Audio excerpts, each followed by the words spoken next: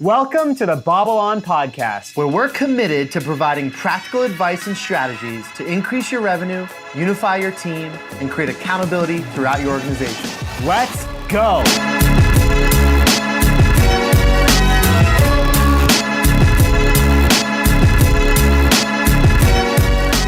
Hello. Dime piece. This is our dime piece episode.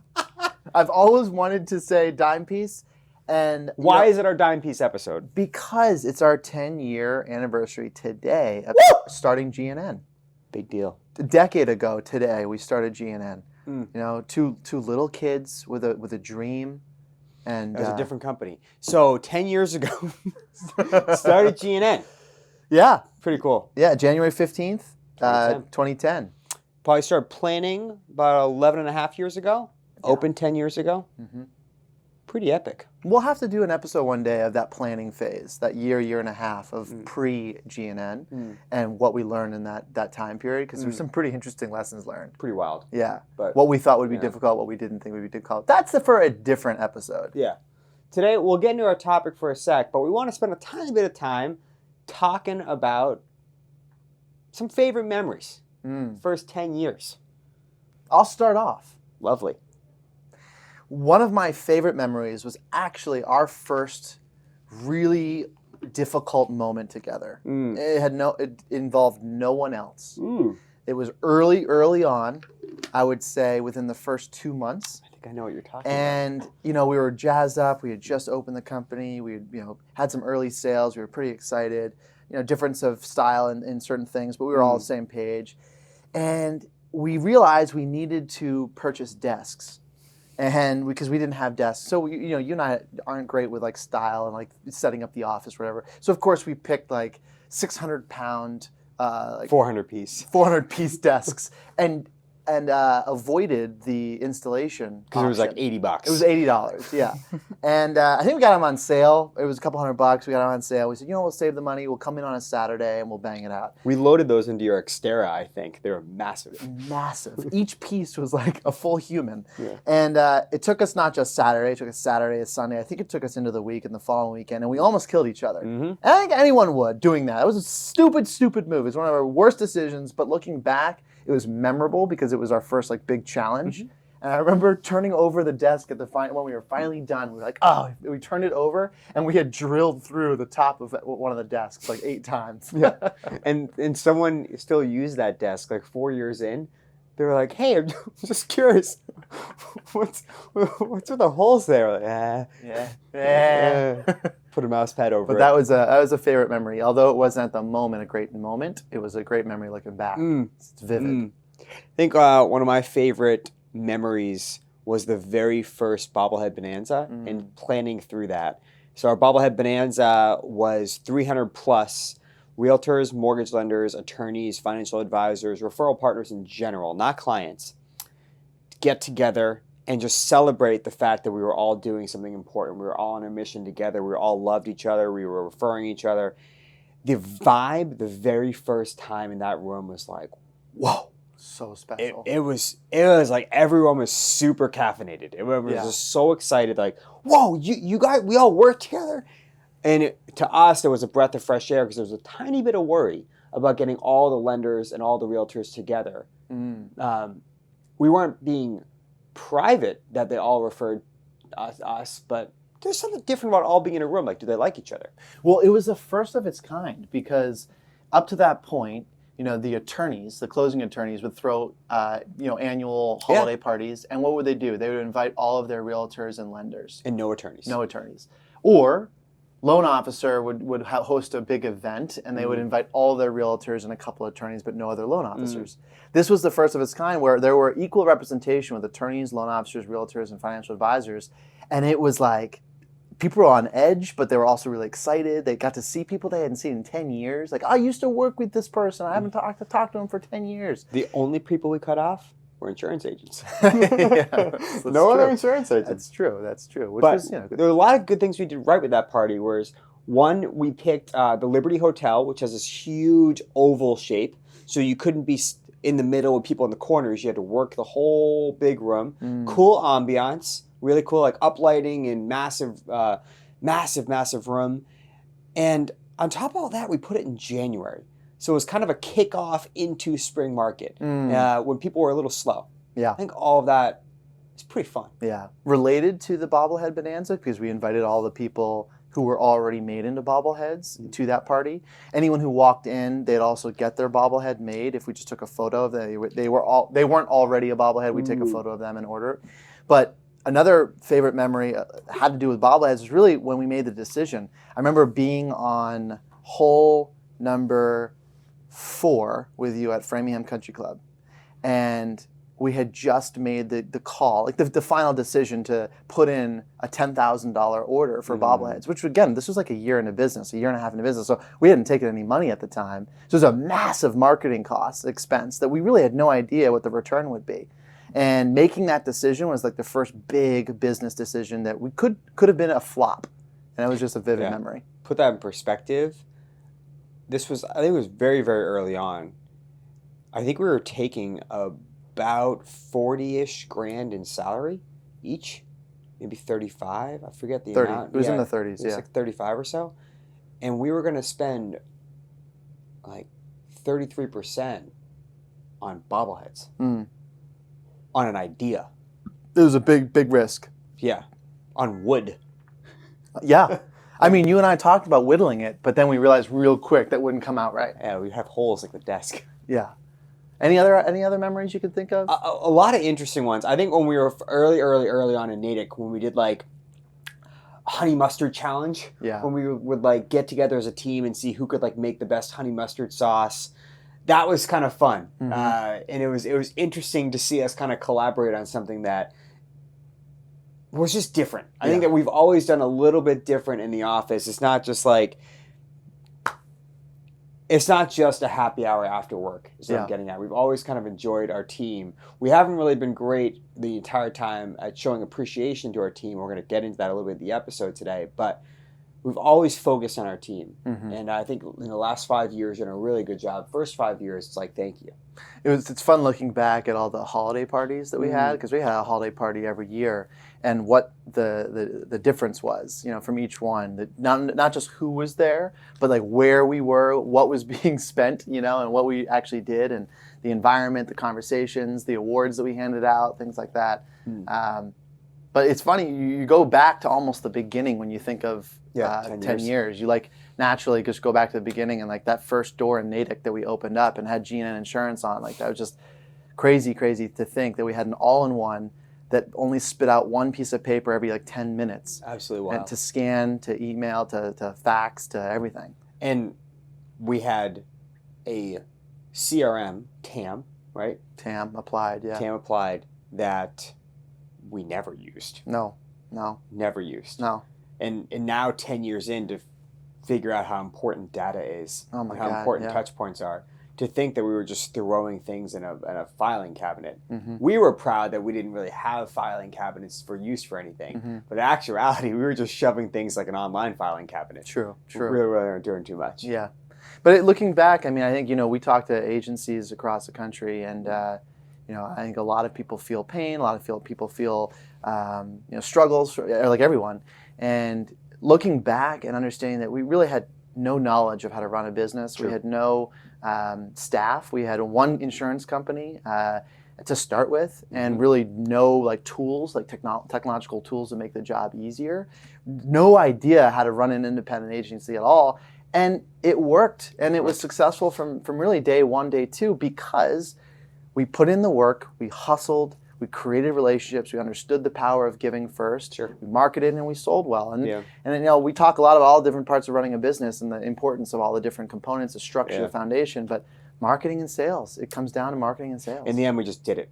Failed forward, to your point. I think my last favorite memory, I would be remiss, if we really didn't just kind of talk about early on, like really early on, and thinking about our idea when we first opened was that Massachusetts residents deserve options for their insurance provider. Like, that's how little we knew. That's how little they knew. That problem was already solved. Oh, yeah. But we opened up to solve that problem. And I'm just so glad that we didn't ask a ton of people early on if this was a problem we should tackle. Because we probably would have gotten a no. And that wouldn't have helped us at all. When in actuality, we had marketing and sales done. We just had the wrong mission. I could have sworn you were going to bring up when I walked into the window protecting Arbella's ship. There's like Arbella Insurance, one of our insurance companies. You walk into gorgeous Quincy headquarters in Massachusetts, and there's this massive ship of the Arbella, and it's like made. It probably took months to make. And who made it? A client. A client? A client made it. Wow. For Arbella, out of appreciation. They literally put together every single piece. And it was so beautiful. It's huge. And so I walked up to it, and of course I didn't see that it was enclosed with a glass case, and I almost broke the case with my forehead. There was a scuff mark. I think the mark is still there. The little oily scuff mark might still be there. That was absolutely hysterical. Yeah. I remember that moment very vividly. I would say clearly. Yeah. But so we have plenty more memories, but we don't want to take up the episode because we have some exciting stuff to talk about. But we'll forego the personal best because those are some of our all-time bests. That is the personal best, yeah. What are we talking about today? We're talking about core values. Yep. And, really what they are, why they're so important for organizations, cultural and health, how we've made mistakes in the past with not having them, underappreciating them, screwing it up with creating them. Sure. And also, like, when we got it right, the impact it had on the organization. Some examples, and so that you listeners can really take it and run with it and make it your own. Yep. So core values, what they are not for the wall just to sit there. They are to use. So we are providing a tool here that you should use, not just pontificate or talk about or just do. These are, you find the right things that you stand for and that your company's about. We're going to talk about how to do that. And then you apply this. This is just not something you're just going to write on a wall or write in a notebook. Right. Or it's not something that you have to try to incorporate in your marketing message. If it's something that happens to be in your marketing message for the right reasons, awesome. But it's not about outbound marketing. Nope. It's not like, hey, this is what we stand for. All of our clients and vendors and carriers should know about that. Yep. Nope. It is an internal compass and filter for who comes into the organization. So well said. Repeat that again. We do not go to referral partners and say, we have fun together at G&N Insurance. They don't care because they're not going to work for you. Right. Doesn't matter to them. It is specifically a filter so that we can control our culture by only inviting the right people in who are going to get along with the team members, who are going to be appreciative of the environment, who are going to excel in our culture. Yep. And that's, culture and people are synonyms. If you have people that are disjointed and don't get along and don't share core values, you're going to have a bad culture. If you have people that share the core values, then they're going to have a great culture. Beautiful. All right, so let's talk about it. So let's talk about how we did it incorrectly to start. Well, we didn't have them. That was part one. Yeah. No, for a while we just didn't we underappreciated the importance of it. We thought core values was something that Hoorah. Yeah, a Fortune 100 company, has on their wall for all their employees to tap on the way through. Or like a company who doesn't really care about sales. Right. Like a company that's just like hunky dory. Right. And it's just like we love each other. Yeah. No. That was we made a mistake of not understanding the value, and because of that, we probably hired incorrectly for the first 3 or 4 years. We got lucky and hired a lot of good people. Yes. But a lot of people we hired who were really productive and helpful, got us along, were not the right personality fit. We're not the right culture fit, and that ended up deteriorating culture in the early going. Amen. So in the part two, when we messed up core values, is when we said, okay, Matt, what are you at your core? Zack, what are you at your core? Let's mishmash that together and let's find the best person. Right. Because that's somebody I'd like to get along with in theory. What's wrong with that? Well, you're surrounding yourself with people like you. Bingo. And when founders surround themselves with other founder-like qualities, they're only attracting founders. And that's not who you need to surround yourself with. You need to surround yourself with team players who are willing to do whatever it takes to get the job done, and surround yourself with people just like that. Mm-hmm. People you want to work with, right? And we're not looking for an entrepreneur. You're not looking for a buddy.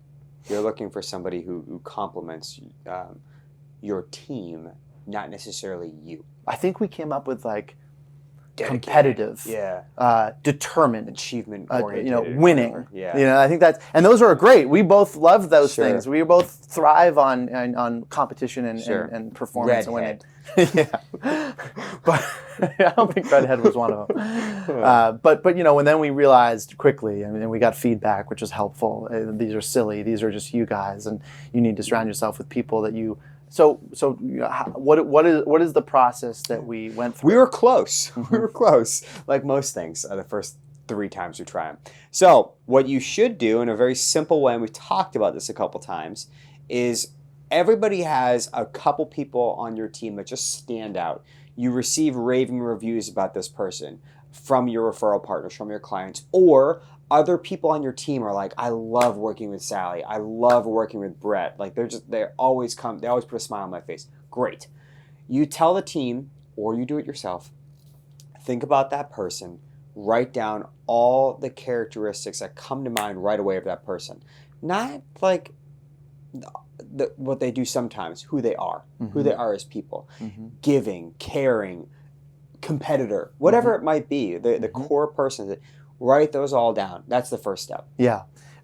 It helps to choose 2 individuals, just so you can compare and contrast and consolidate. But you know, these are, just to reinforce what you said, is you said it perfectly. But we sometimes just have it in our gut that this person, Sally or Brett, which I like those 2 names that you picked up, Sally or Brett. You know, you don't understand sometimes why you love working with them, but you're just like, yeah, I absolutely love them. They are rock stars. I love coming to work and seeing them. I can count on them. They're reliable, whatever. You don't really go into the depth. So this is a great exercise to do so you can really isolate what about them you really admire. Yeah. And you do it with another person in the organization. And then it's easy. Now you have 2 vertical lists of, call it 15 different characteristics of the 2 people, Sally and Brett, who you admire. You know what? When you're saying that, one thing that we have not done, but maybe a sneaky tip, do this twice. Because the first time, just right now, a half hour ago, I went out to our team and I pulled Sarah, Lawrence, and Danielle out in front of the whole team, and I was like, hey, I got this awesome feedback from you guys, from you 2, on a newsletter. We sent out a newsletter, we got a raving review. If I was going to do core values today, and Sarah and Danielle, I'd probably have that in my mind. I'd probably write those things down. And it might be the answer, but it also might not. So maybe do this twice is my only, because it might be emotionally driven towards what recently happened. Yeah. No, really good point. Doing it 2 or 3 times. You know, and everyone on the leadership team, or you and your partner or your entire team could do this. And Amen. You pick 2 people everyone admires, you write vertical columns of the characteristics that you appreciate about them, and then you consolidate, because a lot of them are going to be similar. So you can eliminate some of them that are, you kill some that might be, not as specific to their character and more about qualities or skills. Yeah. Right? Like they're organized. Smiling. Right. They can prioritize. Yeah. Like those are things that are great to help them do their job well, but they're not the people skills, not the things that make them who they are. And you narrow it down to 3. And a lot of companies have 7 to 10. What's wrong with 7 to 10 I can't remember them. You can't remember them. Can't do it. Yeah, we can't. You need to have everyone in the organization, whether it's 3 people or 300 people, recite them like this without even questioning it. And the only way to do that is to reinforce, have them on the wall, talk about them, build it in the company address, all that stuff. But it's got to happen all the time. People need to hear it tons of times for them to remember it. And if it's 7 to 10, there's no way. There's too much going on to remember that many. You don't need to either. No. 3 is sufficient. And so you get the 3, and then our way of doing it is we kind of like it when you try to make it into a little bit of a sentence. Yeah. And it an actionable sentence. Like it's who you are, who you stand for. It's not just a word. Yeah. Dedicated isn't a word. And we like to use the word we. Yeah. Some people might just say one of our core values is fun. But everyone thinks of fun differently. Amen. And when we landed on we have fun together, it sort of painted the picture. It brought it to life, and it was like, oh, okay, great. So we enjoy having each other's company. We have fun together. We do things together. We enjoy being around each other. And we live by it. Right. And we live by it. And we hire, fire, promote, and discipline based on that. Right. And we've had conversations about that. But specifically with the BobbleOn team, a lot of you listening out there are younger in your careers of either working for or owning an insurance agency. And we'll give you one that we figured out for the BobbleOn team. The BobbleOn team's only a year old, right? And so with that, we need a little bit of adaptability. We need a little bit of flexibility. Exactly. And when we were talking about it, shout out ZB. ZB was one of the people we brought up.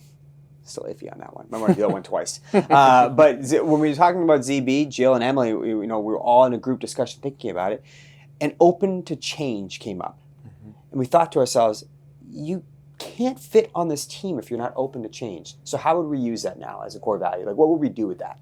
Yeah, when we're interviewing in the future for potentially adding new team members, we would want to ask them what their previous experience was, work environment, what they love to do personally, yada, yada. But we'd have an ear out specifically to hear, is this someone who's adaptable, flexible, and open to change? Because if they're not, we already have a full team that's very, that will embrace change. And will think of opportunity when they hear of change. We need more people like that. We probably wouldn't pursue someone as talented and as successful as they would be. They wouldn't fit in our team if they were kind of stuck in the way they've always done things. So like something you're looking for while you're interviewing is, I've lived in one town my entire life. That's not a no, you can't work here, but it is ask some more questions about that. Why what keeps you right there? Or somebody who has the exact same type of food every single morning, like a routine that you just feel like is that by itself could be a trigger point as to why you might want to not bring someone on the team. And I know that sounds wild, but if someone needs to be open to change, I mean, ZB, shout out to you yourself. He calls himself a chameleon. You joke about that all the time, is that the differences in how you cook and how he does different things, and the outfits you talk about wearing in different colors, that's open to change. I mean, the facial hair and the haircuts. I mean, I feel like every month he would come in, and when we finally compliment him on how his hair or facial goes, the next day he comes in, it's done. It's like, no, I am not that. I am more than that. You think you got me cornered? You don't know me. I can't wait until he comes in with like the biker, what are they called? The goatee and the handlebars. I can't wait till see him in the handlebars. No, but you're right. So it is a requirement to find out, are they open to change?